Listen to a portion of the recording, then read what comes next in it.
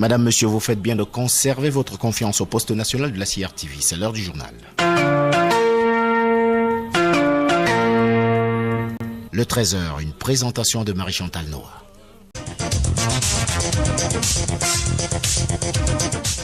Journée internationale de la langue maternelle ce 21 février sous le thème « Vers des avenirs durables grâce à l'éducation multilingue ». À suivre le dossier du 13h avec le point sur l'apprentissage des langues maternelles dans les familles et les écoles. Invité le professeur Charles Binambikoy, secrétaire exécutif du Centre international de recherche et de documentation sur les traditions et les langues africaines.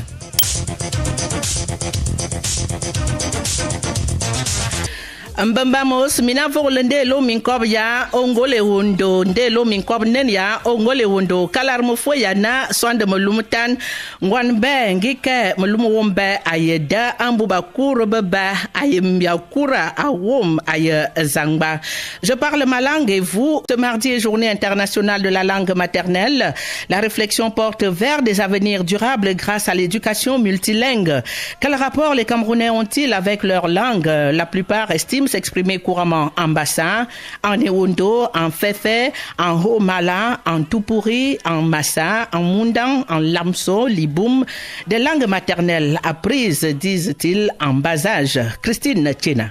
Je salue tous les gens de mon village tout en leur souhaitant un bon réveil. Parler sa langue maternelle pour Vidal est un réel plaisir, mais surtout une grande fierté d'être Bangou. C'est à l'âge adulte qu'il s'y est mis et aujourd'hui, il transmet ses connaissances à ses enfants pour perpétrer la tradition. On ne peut pas mesurer ce genre de plaisir parce que quand je me retrouve en famille, je parle ma langue. Vous avez des enfants, vous leur parlez souvent? Oui, je m'évertue à leur parler parce que je ne veux pas qu'ils aient la même lacune que j'ai eu lors de mon enfance. Comme lui, Emmanuel, Bassa et Sylvie Boulou ont compris que les langues maternelles constituent des instruments les plus puissants pour préserver et développer notre patrimoine culturel. Je vais pas Ndjalgoué, mais vous pouvez dire aux gens, même chez moi à la maison, on parle que de la langue maternelle. Ma fille, elle a 6 ans, je la prends chaque jour. Prends-moi de l'eau, non, me mendim, elle bon passer, elle peut dire bonjour, si j'ai faim. Yvan, lui, est Maka. Il a grandi au village et maîtrise sa langue maternelle, certes, mais n'a pas pu éduquer ses enfants dans ce sens. Grand-mère, je pense à toi, je t'ai pas oublié. J'ai appris à parler depuis tout petit. Je n'ai pas pu passer ma langue à mes enfants jusqu'ici parce que leur maman n'est pas Maka. Donc à la maison, elle et moi, on échange en français. Pourtant, selon l'UNESCO, c'est grâce à la maîtrise de la première langue ou langue maternelle que les compétences de base de l'enfant en lecture, en écriture et en calcul peuvent être acquises. Il faut donc parler sa langue maternelle.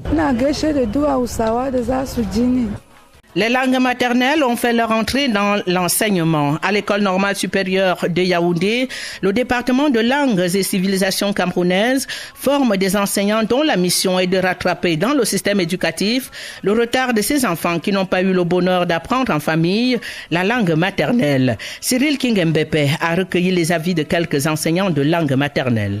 Ces enseignants de l'école normale supérieure de Yaoundé soutiennent que le débat est inutile. Dissocier langue et enracinement culturel est inimaginable. Sandrine Avoie. La langue est intrinsèquement liée à la culture. Si une personne est incapable de traduire les expressions idiomatiques, comprendre les proverbes pour comprendre la moralité des contes, il est déjà totalement exclu de la littérature orale de la culture. L'illustration parle encore mieux avec le chef de département des langues et cultures camerounaises, professeur Bicha Kodi. La langue et la culture sont comme deux faces d'une feuille de papier. Vous ne pouvez pas en déchirer une et conserver l'autre. Les langues prennent racine dans leur environnement et ne décrivent que les réalités ambiantes. Derrière chaque mot se cache une réalité qui est collée à un milieu bien donné. La langue pongo désigne toutes les réalités de l'environnement dans lequel le pongo est parlé. Il faut ainsi enseigner, apprendre sa langue pour ne pas vivre avec un complexe d'infériorité. Sandrine Avoie. Que leurs parents eux-mêmes comprennent l'importance de ce processus. Il faudrait des campagnes, une promotion de nos cultures grégaires, organiser des stages pendant les grandes vacances. Avec le système éducatif, l'on aura des jeunes Camerounais trilingues bilingues dans un avenir proche. Ils maîtriseront leur langue maternelle, l'anglais et le français. Professeur Bicha. Ces enfants peuvent maintenant, à l'école, de la classe de 6e à la classe de terminale, apprendre cette langue par la voie de la scolarisation. S'ils s'appliquent vraiment, au bout de cette année, ils pourront converser avec les membres de leur famille. Apprendre la langue maternelle, un impératif d'authenticité.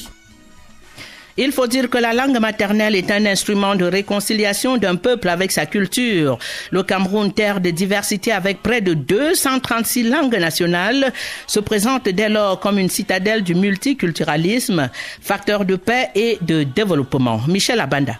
Elle est bien révolue l'époque où l'élève camerounais recevait une fessée parce qu'il a dit quelques mots en sa langue maternelle. C'était l'âge d'or des langues étrangères en terre africaine. Des générations d'enseignants ont d'ailleurs construit leur carrière sur la vulgarisation de ces parlers d'emprunt. Mais il faut dire qu'à présent, les choses ont bien changé. Autre temps, autre mœurs, la honte, comme qui dirait, a changé de camp. Difficile en effet d'avouer aujourd'hui qu'on ne sait ni lire ni écrire un mot en sa langue maternelle. Ces profils, progressivement en voie de disparition, sont désormais rangés dans la catégorie d'acculturés et c'est peu de dire qu'ils sont analphabètes. Véritable paradoxe dans un pays mosaïque de culture. À la lumière des faits historiques, le Cameroun a résolument pris la route qui mène vers son ancrage culturel. Les langues locales, véhicules irrémédiables, conduisent les populations sur ce chemin du retour aux sources. Et c'est dans cette optique qu'un département de langue et civilisation camerounaise a été ouvert à l'École normale supérieure de Yaoundé en 2009. À ce jour, 179 enseignants annoncent la bonne nouvelle dans 80 lycées, tel un évangile selon nos coutumes. La loi d'orientation de l'éducation de 1998 prend toute son importance pour la formation des Camerounais enracinés dans leur culture et ouverts au monde. Le texte lui-même prend racine dans la Constitution en son article 1er qui préconise la protection et la promotion des langues nationales. À plus d'un égard, les langues représentent la partie visible des faits de langage d'une communauté, la clé de voûte du multiculturalisme. La création de la Commission nationale pour la promotion du bilinguisme et du multiculturalisme prend ici tout son sens. À tout prendre, l'option prise par le gouvernement est irréversible. Loin, mais alors très loin d'être un simple folklore, les langues maternelles, au même titre que les autres éléments identitaires, constituent les ressorts de l'émergence du Cameroun. L'expérience des pays asiatiques et même de quelques nations africaines, à l'instar du Nigeria et du Kenya, est sans doute une source d'inspiration. Car, martèlent les spécialistes, aucun peuple au monde ne s'est développé sur la base d'une culture étrangère. Nous reparlerons des langues maternelles en fin de journal avec l'invité de la rédaction, le professeur Charles Binambikoy.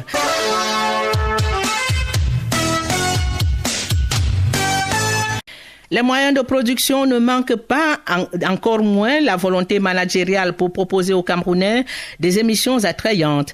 Il faut simplement une mobilisation générale. Écoutons le directeur général de la CRTV, Charles Ndungu. Une antenne ne vaut que ce que valent ses productions et émissions. Notre objectif individuel et collectif doit nous tendre vers l'élévation constante de nos standards en matière de production. Cette exigence dans la recherche de l'excellence se renforce davantage du fait du nouvel environnement que nous connaissons, marqué du sceau d'une impitoyable concurrence.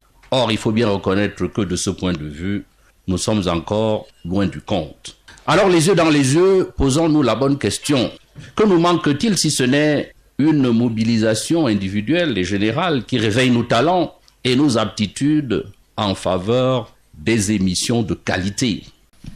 Comment promouvoir des contenus africains dans des médias africains? C'est le fil conducteur du forum ouvert ce mardi à Dakar au Sénégal. La réflexion est organisée par l'Union africaine de radiodiffusion, UAR, dans le cadre de son 10e anniversaire. Occasion pour le directeur général de l'UAR, le Camerounais Grégoire Ndjaka, de rappeler que l'audiovisuel doit tout mettre en œuvre pour gagner la bataille des contenus à l'ère du numérique.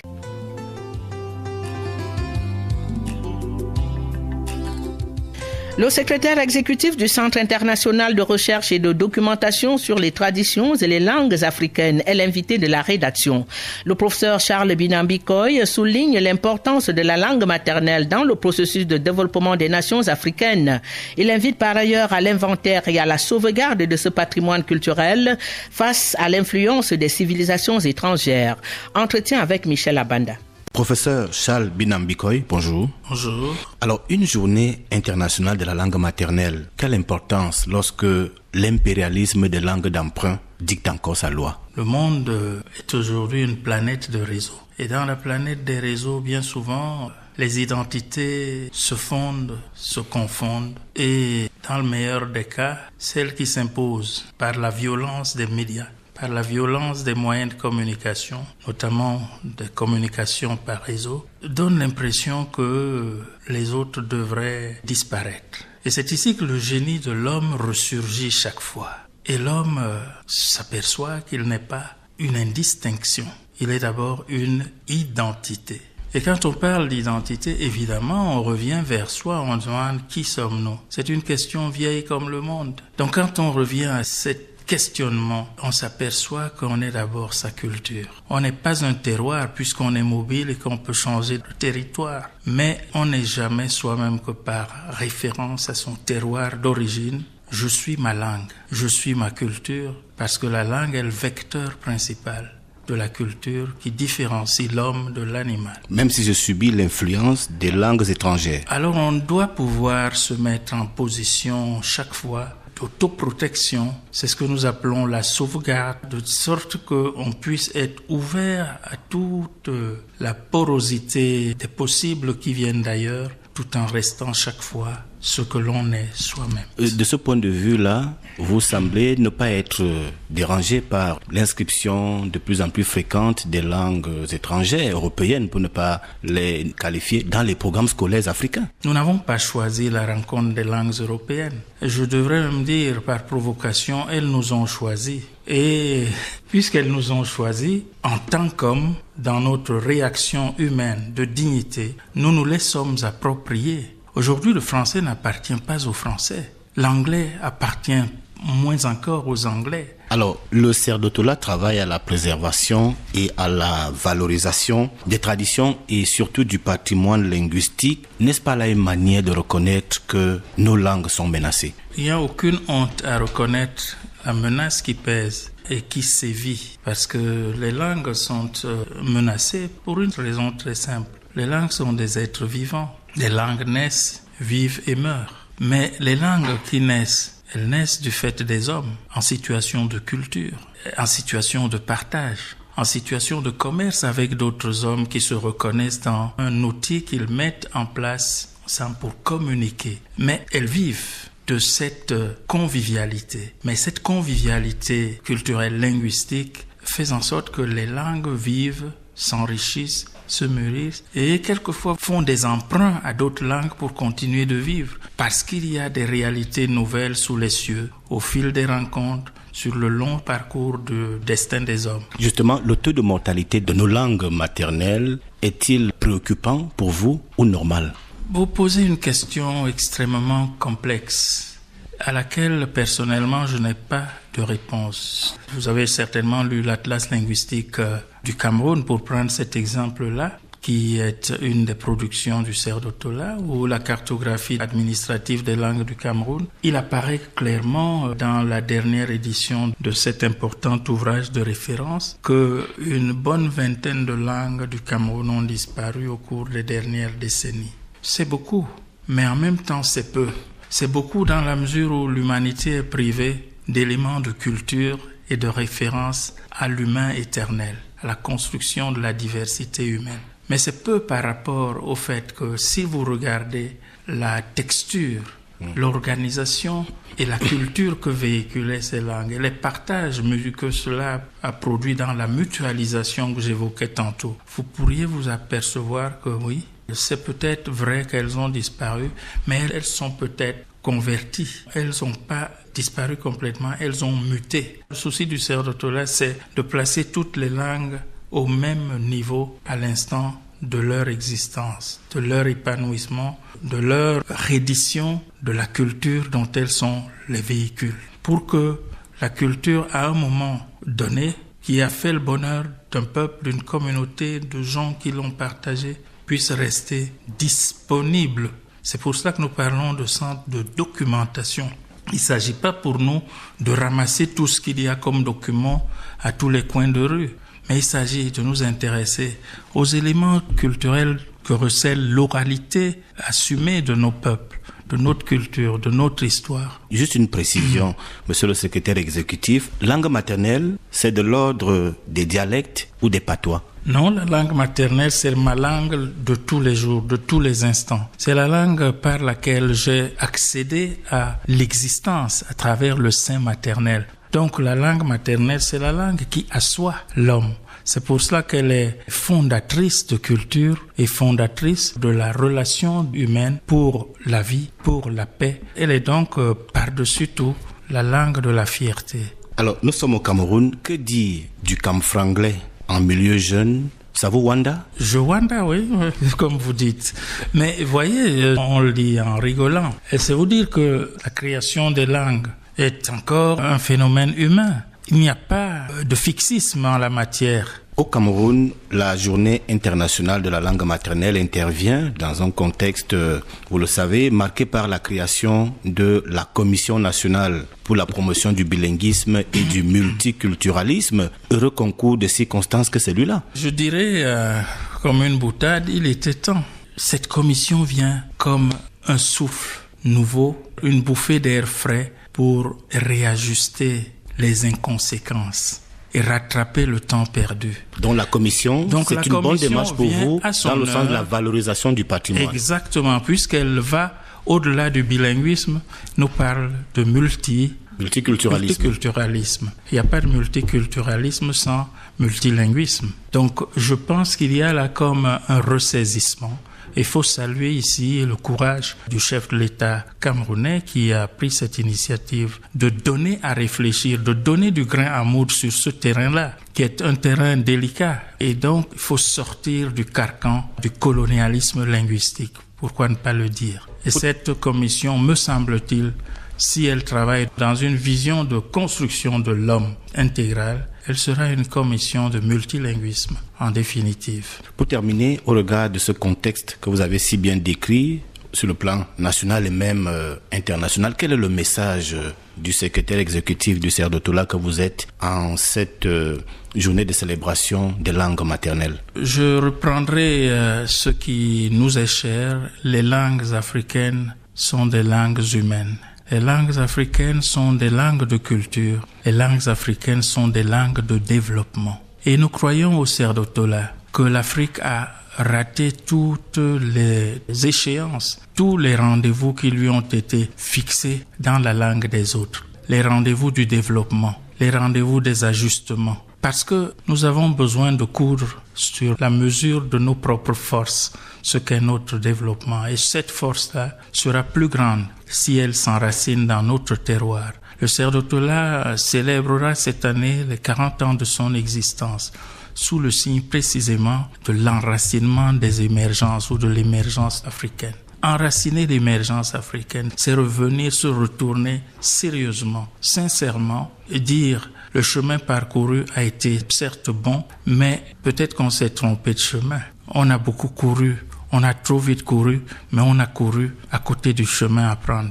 Il est temps de prendre le bon chemin, celui de l'être au monde, celui de l'être soi, pour pouvoir développer le vivre avec dans la diversité des opportunités qui nous sont données. C'est pour ça que nous parlons d'un pacte africain de développement et d'émergence par nos traditions. Et tout ce langage est en résonance avec la pensée de Cheikh Anta Diop lorsqu'il disait que la culture, sans ma culture, Sama Culture. Voilà, je crois que nous sommes sortis et de l'assimilation et du piège de l'acculturation. C'est cela que propose le Cerf de Tola et c'est sa raison d'être. Professeur Charles Binam Bikoy, secrétaire exécutif du Cerf de Tola, je vous remercie de votre disponibilité et par anticipation, joyeux anniversaire pour les 40 ans. Merci, c'est à toute l'Afrique qu'il faudrait le dire parce que le Cerf de Tola est de toutes les institutions culturelles mises en place dans les années 70 pour se consacrer à cette question de culture et de langue. Il est le seul qui reste en vie et c'est tout à l'honneur du Cameroun de l'héberger et de le soutenir. Merci.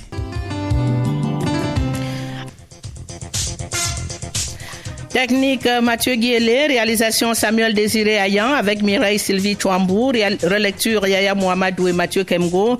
Je suis Marie-Chantal Noah Biatam Mbambamos à le CRTV. Merci.